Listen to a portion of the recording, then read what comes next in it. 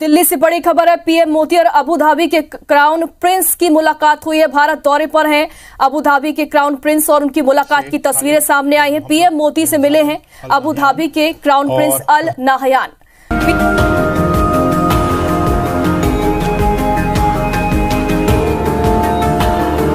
हमें ये सोचने की जरूरत है कि एक इस्लामिक स्टेट है, मुस्लिम स्टेट है, वो इंडिया वालों को प्रेफर कर रहे हैं और ठीक है, करें, उनकी अपनी मर्जी है, कोई मसला नहीं है, उन्हें अपने बेनिफिट्स देखने हैं। लेकिन पाकिस्तान में तो पाकिस्तानियों के लिए तो वीजे बंद कर रहे हैं। मुत्तहिदा अरब इमारात में ये तो नहीं कहूंगा कि वो हलीफ बन गए इंडिया के, लेकिन उन्होंने ये जरूर कहा कि पाकिस्तान के साथ तो ताल्लुकात हमारे हैं ही, लेकिन हम अब इंडिया के साथ भी बनाएं और बाकी दुनिया के साथ भी बनाएं। लेकिन अफसोस की बात यह है कि हमारे यहाँ इंडियंस जो है वो कोशिश कर रहे हैं इसको इस्तेमाल करने की कि जैसे ये यूएई को उन्होंने पाकिस्तान के खिलाफ कर लिया है। उन कश्मीर में और भारत के अंदर जो सोल्यूशन इंडिया ने निकाला है, भारत ने, वो ये था कि वहां पे सऊदी अरेबिया और यूएई को इन्वॉल्व कर दिया इन्वेस्टमेंट में। अब उसका इनडायरेक्ट ताल्लुक देखा जाए तो वो क्या है, आपको सारे कर्जे जो है सऊदी अरेबिया और यूएई से आ रहे हैं। तो आपको भारत को ये कहने की जरूरत नहीं पड़ेगी कि कश्मीर और उस साइड पे क्या हो रहा है, वो आपको सऊदी अरेबिया और यूएई कह देगा, क्योंकि आप उनके कर्जदार हैं। नरेंद्र मोदी अपना इफेक्ट बढ़ा रहे हैं मुस्लिम दुनिया में भी, लेकिन मेरे ख्याल से ये मजहबी पॉइंट ऑफ व्यू से ज्यादा एक उनकी कामयाब फॉरेन पॉलिसी है। इतने ज्यादा रिलेशन बेहतर हुए और दो कंट्रीज के जो लोग हैं कितनी रिस्पेक्ट करने लगेंगे एक दूसरे की। इंडियंस डेफिनेटली रिस्पेक्ट करेंगे कि यार ये यूएई अच्छा कंट्री है। अबू धाबी की बात करें, एक अच्छी स्टेट है, मुस्लिम स्टेट है। क्या लगता है कि अगर हम बात करें इस्लाम की कि भाई मुसलमान का भाई और ला इलाहा का रिश्ता आपस में अब वो कम क्यों हो गया है, क्या बेनिफिट्स अंदर आ गए हैं? अगर ऐसा है, या हो तुर्की हो, इवन अफगानिस्तान की बात कर लें, वो उनके साथ रिलेशन मुस्लिम कंट्रीज कर रहे हैं। इसमें पहले तो बहुत चीजें डिपेंड करती हैं, लेकिन एक चीज तो इसमें ये होगी कि पॉलिटिकल स्टेबिलिटी, जिस तरह इस भाई ने बात की है, कोई भी हमारे साथ कांटेक्ट करने आता है उसको यही नहीं पता कि कांटेक्ट चलेगा कितने टाइम तक। ठीक है, अगर आप इंडिया की बात करें 1995 से आई थिंक या 1998 के बाद से वो आईएमएफ के बाद गए ही नहीं है, आईएमएफ के बाद गए ही नहीं है। 93 के बाद आएगा। ठीक है, तो उन्होंने जो अपना सारा अपनी इकोनॉमी है उसको इतना स्टेबल कर लिया कि जब जिस तरह आप देखें एप्पल भी वहाँ पे इन्वेस्ट कर रहा है इतना ज्यादा, टेस्ला वहाँ पे आ रहा है। वो इस वजह से आ रहा है कि वो देख रहे हैं कि इन लोगों ने, एक तो वो मोदी जिस तरह का भी बंदा है लेकिन वो इंडिया के लिए बहुत बेहतर है। ठीक है, वो अपनी गाड़ियां बना रहे हैं, इवन दो कि वो मेड इन इंडिया में कर रहे हैं। यहाँ पे एक आल्टो की कीमत जो 27 से 30 लाख है, वहाँ पे वो 6-7 लाख रुपए में मिल रही है।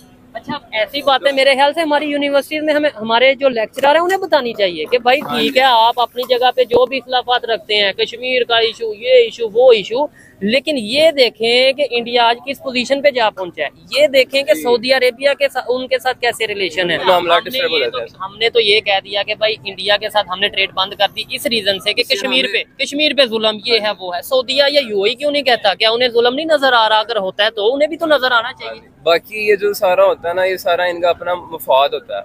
ये उन चक्रों में ना सारे पैसे खा रहे होते हैं कि हम ये कर लें, हम ये कर लें। ये दोनों कंट्रीज आपस में मिलके, आपको मैं एक अभी एग्जांपल देता हूँ। सऊदी अरब है, ठीक है, उसने इसराइल को तस्लीम किया हुआ है। ठीक है, और जिस तरह का इसराइल जुल्म कर रहा है फलस्तीन पर, बुरा 1 साल हो गया। बिल्कुल। तो कहाँ है वो हमारा इस्लामी मुल्क, बरादर मुल्क?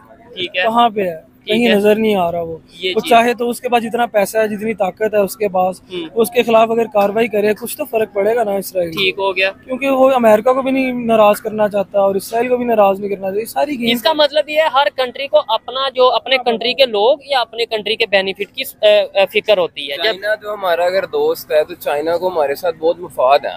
वो अपने मुफाद की वजह से दोस्त है। अगर वो यहाँ पे इन्वेस्टमेंट कर रहा है, वो यहाँ की सड़कें यूज करेगा, ट्रांसपोर्ट इतना बचाएगा, वो अपने मुफाद, अपने मार्केट यूज करेगा सारी। और वो आपको पैसा भी लोन पे दे रहा है सारा सीपैक का। मतलब आप उनको अपनी जगह भी दे रहे हो और उनसे ही उधार ले रहे हो जो आपने सूद की सूरत में इतने वापस देने हैं। और उन्हें शायद पता है कि कल को ये दे नहीं पाएंगे।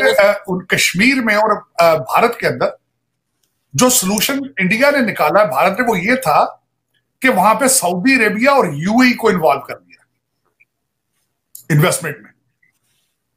अब उसका इनडायरेक्ट ताल्लुक देखा जाए तो वो क्या है, आपको सारे कर्जे जो है सऊदी अरेबिया और यूएई से आ रहे हैं। तो आपको भारत को ये कहने की जरूरत नहीं पड़ेगी कि कश्मीर और उस साइड पे क्या हो रहा है, वो आपको सऊदी अरेबिया और यूएई कह देगा, क्योंकि आप उनके कर्जदार हैं। बात करें इस्लाम की कि भाई मुसलमान मुसलमान का भाई और ला इलाहा का रिश्ता आपस में, अब वो कम क्यों हो गया है? क्या बेनिफिट्स अंदर आ गए हैं? अगर ऐसा है तो पाकिस्तान एक इस्लाम के नाम पर बनने वाला मुल्क क्यों ये चीज को आगे नहीं लेकर जा रहा है? क्यों हम यूरोप या फिर अपने ही पड़ोसियों के साथ ताल्लुकात बेहतर नहीं बना रहे? नहीं, आप उस चीज को देखो ना, तो आजकल जो भी रिलेशन ऑफ इंटरेस्ट का रह गया वो पाकिस्तान ला इलाहा इल्लल्लाह वो बातें अब खत्म ही हो गई। क्योंकि हम कुछ अर्सा पहले भी देखें तो आप देख लो कि इंडिया वाले सही तरह से हमारे साथ डील नहीं कर रहे, बाकी ममालिक के साथ भी। लेकिन जो दुबई या सऊदीया में बुला के उनका जो मोदी है उसको सही तरह से क्राउन पहनाया गया या उसको सही तरह से यानी सेहत अफजाई की गई है, सॉरी सेहत अफजाई, इज्जत अफजाई की गई है। तो इस तरह अच्छे खाने भी खिलाए गए नहीं, इज्जत अफजाई भी उनकी की गई है ज्यादा। तो इस लिहाज से इंटरेस्ट का रिलेशन है कि जहाँ पर उनका बिजनेस या कोई चीज रन करे तो उसी तरफ ही जाएंगे। ये चीज अब बहुत दूर रह गई। अगर आप ला इलाहा इल्लल्लाह वाला रिश्ता देखें तो हमारे फलस्तीनी भाई कितना अर्से से मुश्किल में, लेकिन कोई उस तरफ नहीं बढ़ रहा। उल्टा आप देख लो मैकडोनल्ड या KFC वगैरह उनके ब्रांड है, लेकिन उनसे भी कोई बाइकआउट नहीं कर रहा। जैसे कि बात बताऊं, मुझे भी ये कल ही बात पता चली है क्योंकि मैं रिसर्च कर रही थी, तो KFC का जो CEO है वो पाकिस्तानी है।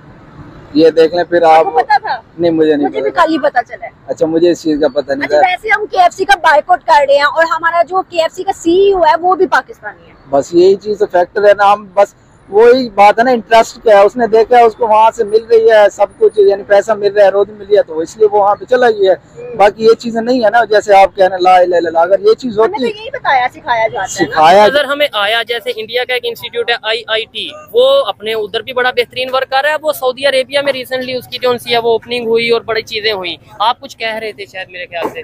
माजर के साथ मैं एक बात काट रहा था कि जो मैं बात कर रहा हूँ ना, आप कह रहे हैं उनका अक्ल बूझ नहीं रखते, बिल्कुल वो रखते हैं, लेकिन उनसे भी कुछ बैरूनी ताकतें होती हैं, वो अपना मकासद हासिल करने के लिए, जिस तरह ईरान और सऊदी है, कुछ ईरान के धड़े बन जाते हैं यहाँ पे, कुछ सऊदीया के बन जाते हैं, और तबाही पाकिस्तान में हो रही है, पाकिस्तान में तबाही पाकिस्तान की हो रही है। कुछ सऊदीया के लिए कर रहा है और कोई ईरान के लिए और कोई अमेरिका के लिए इन्वॉल्व किया, इसमें सारा पैसा इन्वॉल्व ठीक हो गया हर तरह से। मैं तो फिर इसका मतलब का वाइंड अप इसी तरीके से इस बात का निकालूंगा कि भाई पाकिस्तान में फिर पैसे दे दे। दोस्तों, मुझे उम्मीद है कि ये वीडियो आपको पसंद आया होगा। वीडियो पसंद आया तो प्लीज हमारे YouTube चैनल सोच टाइम्स को जरूर सब्सक्राइब करें। अगर फेसबुक पे देख रहे तो पेज को भी जरूर फॉलो करें।